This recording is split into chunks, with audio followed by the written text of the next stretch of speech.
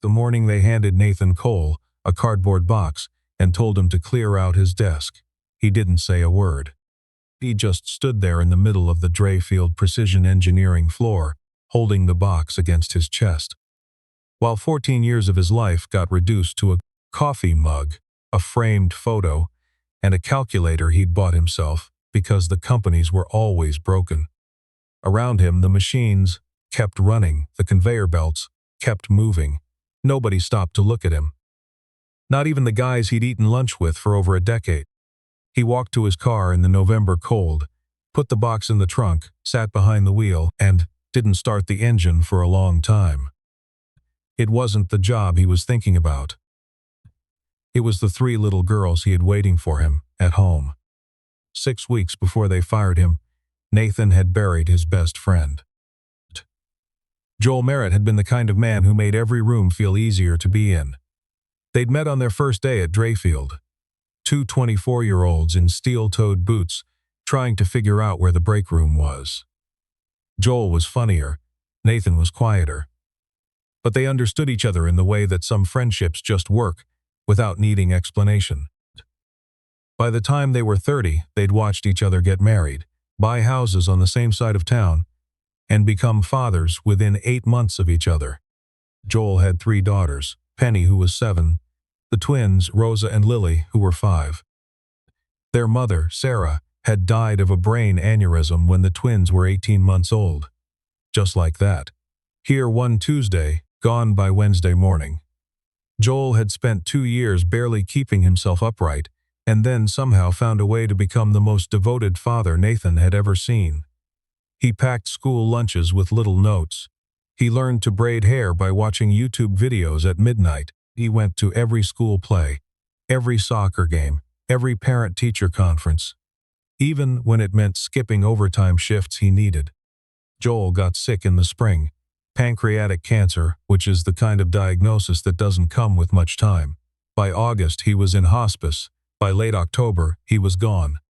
He was 41 years old. 2 days before he died, Joel had asked Nathan to sit beside him. The room smelled like the candles his sister kept lighting, even though Joel said he hated them. His voice was barely there, but his eyes were clear. "I need to ask you something," Joel said, "and I need you to be honest with me." Nathan told him to go ahead. "If something happens to me, if my sister can't do it, if the system gets involved, I need to know those girls won't be split up.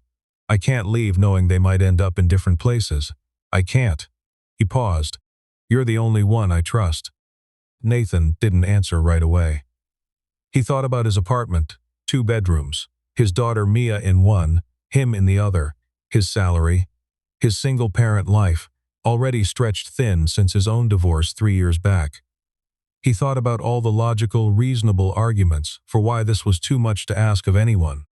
Then he looked at Joel. "They won't be split up," Nathan said. "I promise." Joel closed his eyes. "Okay," he said, "okay." He died 4 days later.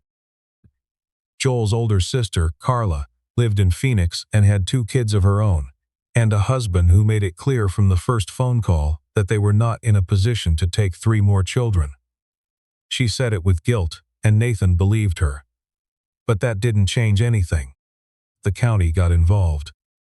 A caseworker named Ms. Tran came to see him, professional and kind, and very careful with her words.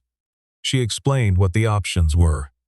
That 3 children of different ages sometimes ended up in different placements. That the system tried to keep siblings together, but it wasn't always possible. That Nathan would need to go through the approval process if he wanted to be considered as a foster-to-adopt placement. "All 3, she asked, not unkindly, just checking. "All 3, Nathan said. He meant it. Even as he said it, he wasn't completely sure how he was going to mean it. But he meant it. The approval took 4 months.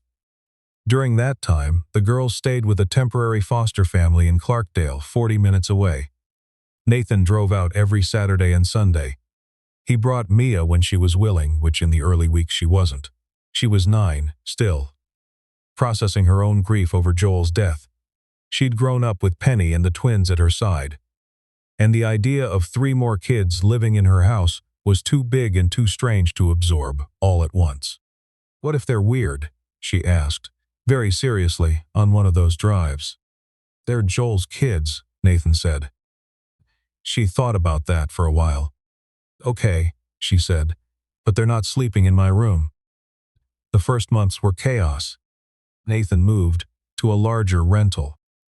A 4-bedroom house on Elm Creek Road that ate nearly everything he made every month. He rearranged his shifts at Drayfield. He hired a neighbor, Mrs. Alonzo, to help with pickups when he couldn't get there.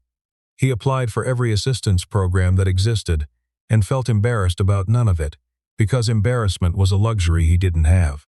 Mia adapted faster than any of them expected. She took Penny under her wing, maybe because they were close in age, maybe because they'd already known each other most of their lives. The twins were harder. Rosa cried every night for the first month, a kind of crying that came from somewhere too deep for a 5-year-old. Lily went quiet instead, which in some ways was worse. She'd sit at the kitchen table and eat her breakfast, and not say anything for long stretches. And Nathan would sit across from her and not say anything either. And they'd just exist together in the silence until something shifted. He didn't know if he was doing it right. He didn't have a guide. He just kept showing up. He learned that Penny was allergic to tree nuts after a terrifying 20 minutes involving a granola bar and an EpiPen. He learned that Rosa needed the hallway light on, not off, or she wouldn't sleep. He learned that Lily, of all of them, was the most like her father. Dry humor, quiet observations, completely devastating sincerity when she chose to use it. One evening about 3 months in, she looked up from her homework and said, "You look tired." "I'm fine," Nathan said. Joel always said that too. She went back to her homework. It was never true either. He had to leave the room. He was fired on a Wednesday morning in November, his 14th year at Drayfield Precision. The official reason was restructuring of the engineering division. The real reason was something Nathan had seen coming and tried to prevent for months. A cost-cutting directive from Drayfield's parent company, Colton Group, that pushed production managers to reduce safety inspection protocols in the mechanical assembly unit. Nathan had written 3 internal memos arguing against it. He'd copied the plant manager, the VP of operations, and HR. He'd laid out the failure risk in writing, with specific reference to the pressure calibration units he'd helped design. Designs that sat in Drayfield's patent portfolio with his name on 7 of them. They thanked him for his concern, told him the changes had been reviewed, and moved forward anyway. 6 weeks later, they handed him a cardboard box. He understood what had happened. He'd been too vocal. He'd made the paper trail too visible, which made him a liability once the decision was final. It was cleaner to eliminate the person asking the questions. He didn't consult a lawyer right away, though he thought about it. He thought about a lot of things sitting in that parking lot. He thought about the 7 patents with his name on them, and what it meant that Drayfield was continuing to use the designs he'd created. He thought about the fact that he had 4 kids at home, a mortgage-level rent, and exactly 11 weeks of savings. Then, he started the car and drove home. He didn't tell the girls until dinner. He kept his voice level. He said there had been some changes at work, that he was going to find something new, and that everything was going to be fine. Mia watched his face the whole time and didn't say anything. She was 12 now and had gotten very good at reading him. Penny asked if they were going to have to move. "No," he said, "not if I can help it." Rosa asked if he was sad. "A little," he said, "but I'm okay." Lily said nothing. Later that night, she left a piece of paper on the kitchen counter. It said, in her careful, angular handwriting, "You showed up for us. We'll show up for you."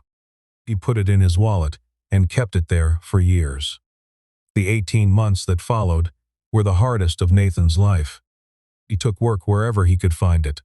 Contract engineering jobs that paid less and had no benefits, a 6-month stint doing HVAC inspections, 3 months working nights at a distribution center while doing freelance drafting during the day.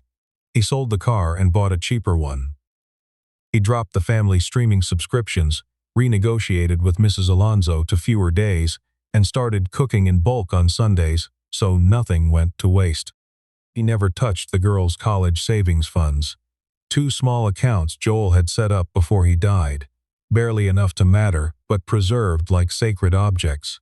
Nathan would not touch them. It was the one line he didn't cross. Meanwhile, Colton Group, Drayfield's parent company, was expanding. They'd taken his designs, his pressure calibration patents, and built an entire new product line around them.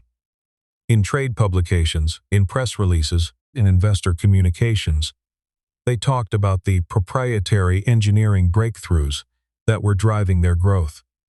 There was no mention of Nathan Cole. The designs had belonged to the company, under his employment contract, which was standard practice. He knew that. It still sat in his chest like a stone. He tried, once, to consult an IP attorney about the patents. The attorney listened carefully and then explained that the employment agreements Nathan had signed meant that all work product created during his tenure belonged to Drayfield. You could argue they owe you something beyond your salary, the attorney said, but you'd need to demonstrate the designs were created outside of work hours and independent of company resources. Can you show that? He could not. He thanked the attorney, paid the consultation fee he couldn't really afford, and went home. What he didn't know, in those hard years, was what was happening inside the 4 girls he was raising. Mia watched her father work 2 jobs without complaint and decided she wanted to study business law, not because it sounded prestigious, but because she'd seen what it looked like when someone had no legal leverage, and everyone else did. Penny, who'd inherited some of her own father's warmth and all of his stubbornness, threw herself into finance, fascinated by what money could do when it was wielded with intention instead of just accumulated. She'd read Joel's old paperback books on investing that Nathan kept the bottom shelf. The spines creased, the margins marked in her father's handwriting. She felt connected to him through those pages. Rosa went into engineering. She said it was because she was good at math, which was true, but she also spent a lot of Saturday mornings as a teenager sitting beside Nathan while he worked on freelance drafting projects, and something in how carefully he worked, the precision, the patience, the belief that the object on paper would eventually become something real, got under her skin in a way she couldn't fully name until much later. Lily studied communications and corporate strategy. She was quiet in the way that extremely observant people are quiet, absorbing everything, cataloging it, waiting. She had a memory that bordered on photographic and an ability to understand rooms full of people that made her quietly remarkable in every situation she walked into. Nathan knew they were doing well in school. He went to every graduation, drove whatever distance was required, sat in folding chairs in gymnasiums and auditoriums, with the same expression on his face, still and proud, and a little overwhelmed. He didn't know the full shape of what they were planning. They hadn't told him yet. Across town, though in a different story that would eventually intersect with his, something else was happening. Her name was Vivian Shaw. She'd grown up in Millhaven, 2 counties over from Clarkdale, the daughter of a man who'd spent 30 years working for the same shipping company before it was acquired, and he was let go at 58 with a handshake and a small severance. She'd watched her father try to rebuild at an age when rebuilding was cruel and slow, watched her mother take on extra shifts, watched the whole machinery of a family recalibrate around a loss that was never supposed to happen. It had made her relentless. She got her MBA at 30, worked her way up through a series of mid-sized regional firms, and by 39 was the chief financial officer of a healthcare supply company in Whitmore. She was precise, unsentimental about numbers, and deeply sentimental about everything else. She had 1 son, Leo, who was 9 and lived primarily with his father. Her ex-husband, a good man she'd simply married too young and outgrown. She had him every other week and every school holiday, and called him every single night when he wasn't with her. She'd heard about Colton Group. through a colleague. The company had been mismanaged for several years following a rapid expansion that outpaced its operational structure. Its manufacturing division, which included the Drayfield Precision branch, was underperforming. There was a rumor in certain financial circles that Colton Group's board was considering selling off divisions to stabilize the parent company's balance sheet. Vivian had been looking for an acquisition target for 18 months. Not for prestige, because she had a very specific vision of the kind of company she wanted to run, and she'd become certain it didn't exist yet. She would need to build it, or buy the raw material, and strip it back to something worth building from.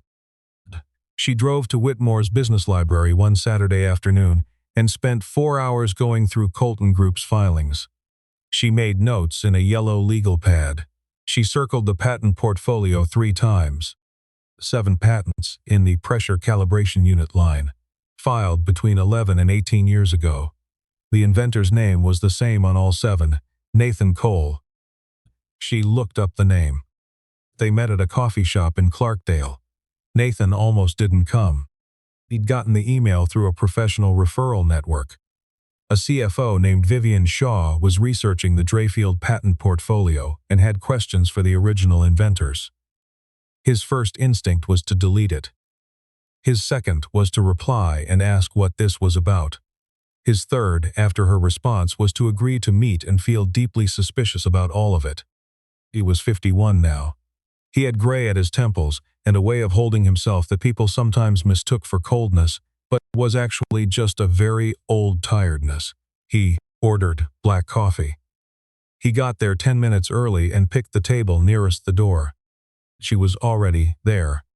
She stood when he came in, which surprised him. She was maybe 40, with the kind of directness in her eyes that either meant you could trust someone completely or needed to be extremely careful. She had a legal pad. She offered to buy his coffee, and he declined, and she didn't push it. "I want to be straightforward with you," she said, after they'd been talking for about 3 minutes. "I'm not here to discuss licensing or litigation. I'm here because I'm considering acquiring the Drayfield Precision division from Colton Group, and before I make that decision, I wanted to understand the engineering foundation I'd be buying." He said nothing for a moment. "You've read the patents," he said. "All 7, she said. "The pressure calibration architecture is genuinely sophisticated, and I'm curious about the safety deviation protocols that were implemented starting about 14 years ago, because the performance data shows a degradation pattern that doesn't match what the original designs would have produced. Someone changed something." He was very still. "They bypassed the secondary redundancy checks," he said. "In 2011. I wrote memos about it. They fired me 6 weeks later." She wrote something in the legal pad. "I know," she said. "I found the memos.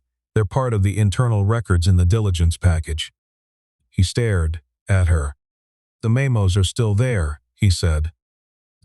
"They tried to archive them," she said, "but they were never deleted. They were technically HR correspondence and got caught in a legal hold from an unrelated case." She looked up. "You were right about the redundancy failure. There have been 4 documented equipment malfunctions in that unit in the last 8 years. 2 of them resulted in injuries. The company settled both quietly." The coffee shop was loud around them. Someone was playing music through a small speaker near the counter. He was aware of all of it and aware of none of it. "Why are you telling me this?" he asked. "Because I want to make you an offer," Vivian said. "And I wanted you to understand the full picture before I did." The offer took 3 weeks to finalize, and another 2 months to structure properly. What Vivian proposed was this. She would acquire the Drayfield Precision division from Colton Group, restructure it as an independent engineering firm, and bring Nathan on as a co-founder with an equity stake commensurate with the value of the original patent portfolio. The patents, under the restructuring, would be relicensed within the new entity in a way that gave him ongoing royalty rights. She'd run the financial and strategic side. He'd lead engineering and quality. She also told him, plainly, that she was doing this because it was the right deal, not as charity. The patents were genuinely valuable. The engineering talent the company had shed over years of cost-cutting had left them hollow. She needed someone who understood the actual infrastructure, not just the spreadsheet version of it. "I've had people try to sell me things as charity before," Nathan said. "This doesn't feel like that." "It isn't," she said. He still called his daughters before he signed anything. He hadn't realized, until the phone calls, how much they already knew. Mia, who was now a corporate attorney in Atlanta, had been monitoring the Colton Group diligence situation for 3 months. She knew the patent portfolio. She knew the memos. She hadn't said anything because she was still working through whether there was a legal angle she could bring on his behalf independently. Penny, now a portfolio manager in Chicago, had done her own research when Mia flagged it to her. She'd looked at Vivian Shaw's professional history, her track record on acquisitions, the specific firm she ran. "Her numbers are clean," Penny told him. "She's not a raider. She actually builds things." Rosa, who was a structural engineer in Seattle, said, "Dad, the patents are yours in spirit. This is the first time you have a chance to make them yours, in fact. Say yes." Lily, who by then was running communication strategy for a mid-sized technology company in Austin, said nothing for a long moment on the phone. Then she said, "I want to meet her first." Lily met Vivian for lunch in Dallas, halfway between Austin and wherever Vivian was traveling that week. They talked for 2.5 hours. Lily asked about the acquisition structure, the equity split, the royalty mechanism, and Vivian's long-term vision for the company. She also asked why Vivian had sought out Nate specifically instead of just acquiring the patents as assets. Vivian said, "Because patents without the person who created them are just paper. I want to build something that works. I need someone who understands why it works." Lily came home and called Nathan and said, "She means it." The acquisition closed on a Thursday in March, 14 months after Nathan and Vivian's first meeting at the coffee shop in Clarkdale. The new company was called Cole Shaw Precision Engineering. Nathan had suggested just Shaw Precision because he still had a habit of making himself smaller than he was. Vivian had disagreed with a firmness that was becoming familiar to him. "Your name comes first," she said. "Your designs built this." He didn't argue a second time. The signing took place at a law firm in downtown Whitmore. Mia was there as his attorney. Penny had flown in from Chicago. Rosa had driven down from a job site in Portland. Lily had taken the early flight from Austin. They sat on one side of the conference table, 4 women in their late 20s and early 30s, who had quietly, methodically, for years, been building themselves into the kind of people who could do exactly this. Nathan sat at the head of the table and looked at them and didn't trust his voice for a moment. Across the table, the Colton Group representatives, including the current CEO, a man named Harlan Dowd, who had been a senior VP during the restructuring years and had signed off on the cost-cutting directives, looked at the assembled Coles and at the documents in front of them, and said very little. Harlan Dowd had been told that the acquiring party was a financial executive named Vivian Shaw. He had not been told the rest of it until he walked into that room, and Mia introduced herself as Nathan Cole's daughter and legal counsel. The expression on his face, Nathan would say later, was not satisfying in a vengeful way. It was just the expression of a man who understood, finally and completely, that actions have long arcs. That what you set in motion in one decade arrives, eventually, in another. After the documents were signed, Vivian excused herself briefly, and Mia stepped outside to take a call, and for a moment it was just Nathan and his daughters at the end of the table. Rosa leaned over and put her head briefly on his shoulder, the way she'd done when she was 5 and couldn't sleep, and would pad down the hallway to find him still awake. Penny said, "We did it, Dad." Lily, who had said the least of any of them for 20 years and meant the most, looked at him and said, very quietly, "You kept us together, we just kept you." He put his arms around all of them. right there in the conference room, and held on. Cole Shaw Precision Engineering opened its Whitmore headquarters 8 months after closing. One of the first things Nathan did in his role as co-founder was restore the secondary redundancy checks in the pressure calibration units, the same protocols that had been stripped out 14 years earlier. He did it without announcement, without a press release. He just fixed it. Vivian noticed. "You didn't document it publicly," she said. "I didn't do it for documentation," he said. She looked at him for a moment. Fair enough. They were good together in that way. She moved fast and thought in terms of systems and capital. He moved carefully and thought in terms of what things were actually made of. They disagreed often and productively and occasionally over dinner, which had started happening more regularly without either of them fully deciding it should. Leo, Vivian's son, had strong opinions about baseball and asked Nathan a lot of questions about engineering in a way that reminded Nathan of Lily at that age. Quiet, listening, storing everything away for later. Mia's name went on the company's legal retainer before the ink on the founding documents was dry. Crouched, Rosa reviewed the engineering documentation for the manufacturing unit and found 3 additional design improvements that had been missed. Penny put together the financial modeling for the first 5-year growth plan and presented it to their joint board in a meeting where she was the youngest person in the room by 15 years, and the most prepared person there by a significant margin. Joel Merritt's daughters grew up.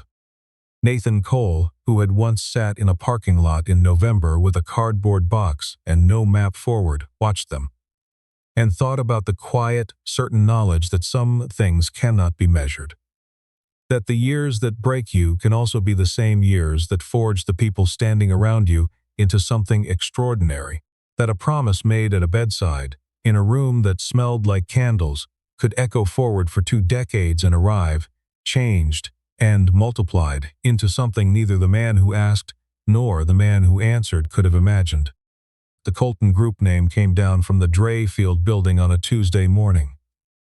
The new sign went up in the afternoon. He stood outside in the cold and watched it happen. Penny stood beside him, her shoulder touching his. The letters went up one at a time. Neither of them said anything. They didn't need to. "I keep thinking about that piece of paper Lily left on the kitchen counter. 8 words. You showed up for us. We'll show up for you." She was maybe 13 when she wrote it. Nathan put it in his wallet and carried it for years, through every contract job, every overnight shift, every moment he sat at the kitchen table wondering if he'd made a promise he couldn't keep. He could keep it. He just didn't know that yet. What strikes me about Nathan's story isn't the ending. It's the middle. All those years nobody was watching, when nothing looked like it was working. That's the part that gets left out of most stories about people who eventually win. The quiet decade. The decade where you just keep going because stopping isn't really an option, not when there are 4 kids depending on you to still be standing in the morning. I think about cause and effect differently after sitting with this story. Not in a mystical way. I don't mean that what goes around comes around in some cosmic accounting sense. I mean something more specific and more human than that. The way the things we do in private accumulate. The way the choices we make when nobody's looking become the foundation that everything else eventually stands on. Nathan didn't restore those safety protocols in the engineering unit for recognition. He just fixed it because it was wrong that it had been broken. That's the whole thing right there, in one small action. What Joel's daughters absorbed, what Mia and Penny and Rosa and Lily took in over 2 decades of watching a man refuse to cut corners on what mattered, wasn't a lesson that was ever taught. It was a standard that was lived. Mia didn't become a corporate attorney because Nathan told her to. She became one because she understood, from watching him, what it cost a person to have no legal leverage in a room full of people who did. Rosa didn't go into engineering from nowhere. She sat beside him on Saturday mornings while he worked.